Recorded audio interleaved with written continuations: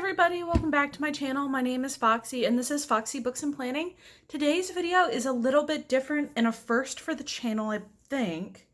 I might have done a little bit of a haul during a wrap-up video, but I kind of went a little crazy buying books this month and figured I might as well show them all to you. 99% of these books were purchased from my local Barnes & Noble, and the first two, and one of them was bought from Amazon. So I just want to jump right in and get into it because it is a lot of books to cover. So the first two are related. I have the D&D Monster Manual and the D&D Mordecaians Tome of Foes. I act as the DM for my friend group's D&D party, and we haven't been able to meet for a while. For a while due to COVID, and I didn't have these, so the Monster Manual came from Amazon and it was on sale, and the Tome of Foes came from Barnes & Noble. I am really happy to have these. I love D&D. I'm really getting into it, especially figuring out how to DM effectively for a group of ADD squirrels. But I am really enjoying that, and I do like having these around for reference. The next book is one that you'll see again at, you will have seen again in at least one other video, because this is a book that I finished this month. So this is Undercover Bromance by Lisa K. Adams. This is the second book in the Bromance Book Club series. So I bought this on a whim when I went in to Barnes & Noble for a different book that's later on in this haul. I really liked the Bromance Book Club, and I was trying to prepare because I know book 3 comes out later this year. But I've already finished it. I think I read it within like 3 or 4 days of buying it. I really, really enjoyed this series, and I really, really enjoy Lisa K. Adams as an author. And check out the monthly wrap-up if you want a more in-depth discussion about what I liked and didn't like about this. All right, next, these 4 books go together. I rebought Lord of the Rings. My parents have my original copies, and they are technically my parents' copies, I believe. So I figured I would rebuy because I'm debating whether or not I want to reread The Lord of the Rings this year. So I have The Hobbit, Fellowship, Two Towers, and Return of the King. And these are the Hobbit 75th Anniversary editions.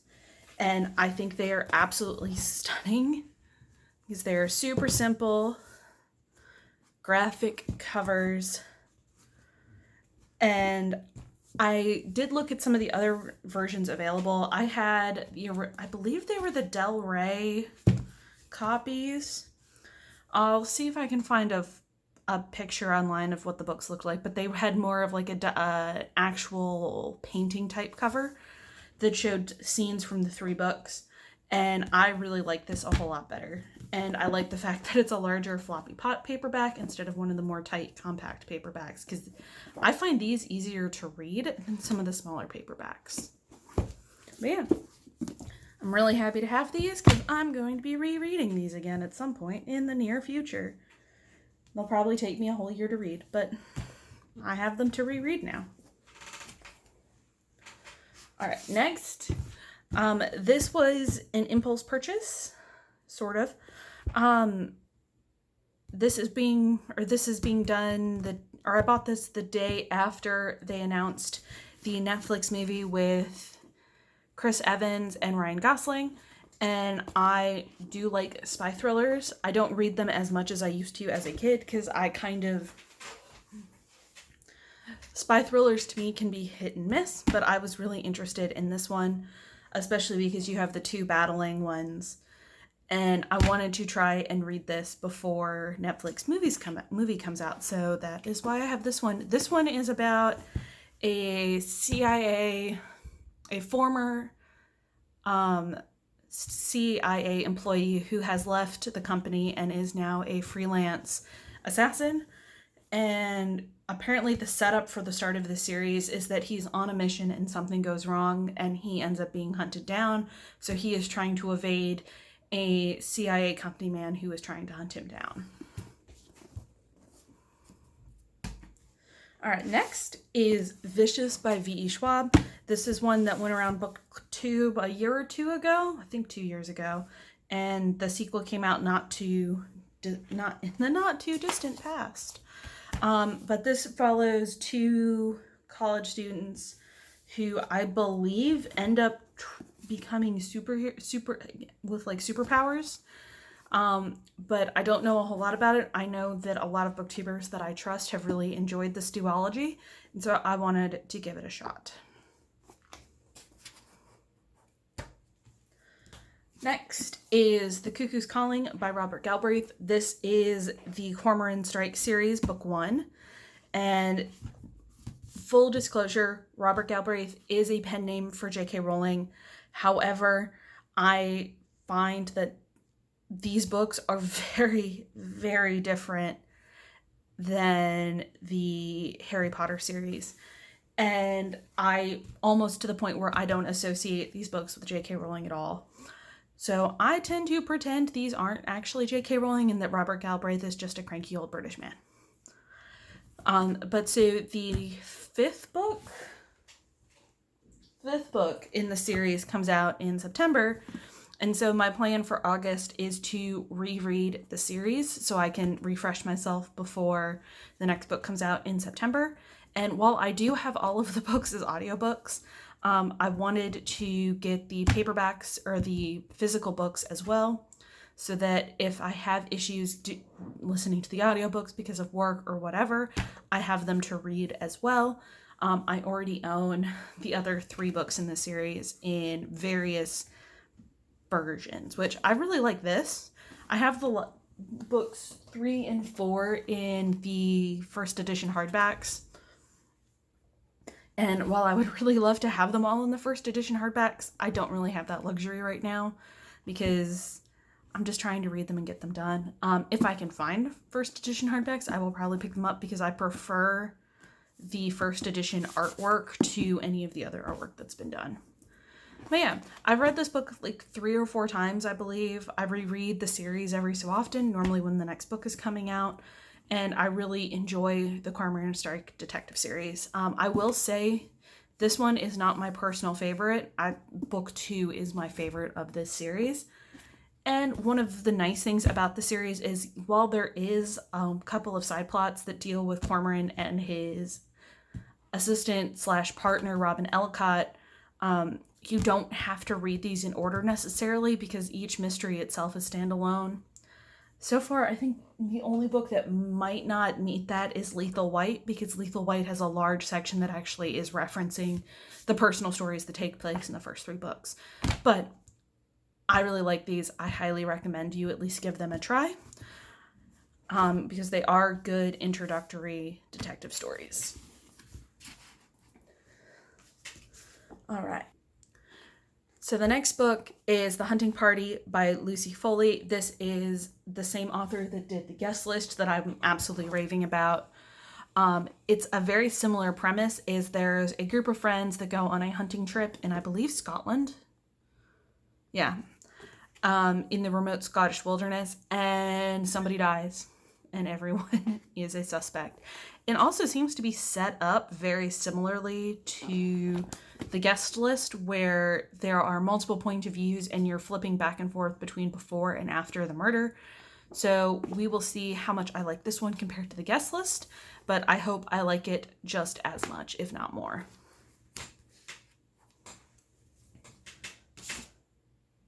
All right, the next one was a impulse purchase at Barnes & Noble. I saw it on the staff recommendations next to some of my all-time favorite books. Or not all-time favorites, but some of my more recent favorite fantasy horror things. And this one had the most interesting blurb by the staff and the blurb in the book. So in this, we are following Patricia Campbell, who is a single mom, or not a single mom. She's a stay-at-home mom of 2 kids, and she's taking care of her, mother-in-law? Yes, her senile mother-in-law. And her one escape during the week is a book club with some of the other women in the Charleston area. and their books of choice are true crime stories. And on the way home, she runs into a guy who seems very charming and very helpful, and she thinks he may be related to a series of missing children in the area. And obviously he's probably a vampire. So I really like this. Also, the book itself is really pretty in this like bright green. It also feels like a library book like you would get from the actual library. It's very heavy. And this is set in South Carolina, so I really appreciate the little library stamp. But yeah, it's a really hefty book. It sounds really interesting. The guy's got a Stoker Award for another book, so I'm all here for it, especially if it's anything remotely worthy of a Bram Stoker title. All right, next is the thriller / horror mystery. I don't know what you would actually call this. It's called Home Before Dark by Riley Sanger. This is a new release that came out at the end of June. It was also a Book of the Month Club pick for the month of July, I believe. I picked this one up as well. It seems super interesting to me. Oh, that's amazing. Basically, the story follows a woman who grew up or spent some of her childhood in a haunted home until her family flees. Her father writes a book about what the family experienced in the home and has held on to the home his entire life. And at the beginning of the book, he has died, so his daughter is going back to the house to prep it for sale, which to me sounds like the setup of 90% of horror movies. So we know this is going to go well, because I really like horror movies. And according to the blurb at the front, the chapters are going to alternate between her experiences in the house now and chapters from her father's book about what happened when she was a child. It seems to be getting really good reviews, so I am optimistic. I did read Final Girls by Riley Sanger earlier this year and really enjoyed it. So I'm hoping I will enjoy this book as much as I have enjoyed his earlier works. All right, and the last thing in this haul is Watchmen by Alan Moore. This is technically a graphic novel. However, I did buy this as an ebook from Amazon, and I cannot stand Amazon's comic book reading software. It's one where if you have it open, it wants to go frame by frame, so it'll blow up a frame and then blow up a frame. And when I read manga as a kid, I liked being able to just kind of open it and be able to read all at once as opposed to going frame by frame. Because sometimes sometimes the art will span the entire page. Also, there are these huge sections of kind of background text, and I found this really hard to read in that software. So I have bought the physical because I do need to read this for my 100 best science fiction and fantasy novels. And I'm going to hope it doesn't take me super long. I've stopped and started it before on that reading app. So I'm hoping having the physical book will make it easier to read and get through. Because this is a really interesting, compelling superhero comic book. And it is really well known and really well loved. So I'm looking forward to reading that as well. All right, so that is everything I have purchased this month in physical copies. In terms of other things, I did pick up a ton of the free Audible originals this month. I will just throw up the pictures because I don't remember them all off the top of my head. And I'm slowly working through those as ways to break up some of the actual books. I used my Audible credit this month to purchase the pre-order for book 4 in the Bobaverse series. It's a series about a person from the 21st century who was cryo-frozen and wakes up as an artificial intelligence way in the future, and he's being used as the AI to control a deep space Star Trek-esque exploration of the universe to try and find more habitable planets for humans as the Earth is dying, and shenanigans ensues. and it's a really, really great series for science fiction. Highly, highly, highly recommend it, especially if you are a prolific science fiction reader, because the books make a lot of callbacks and a lot of references to a lot of science fiction properties, and it's amazing. Is there anything else? I did buy one ebook, which was another Lisa K. Adams book, which was Seventh Inning Heat, I believe.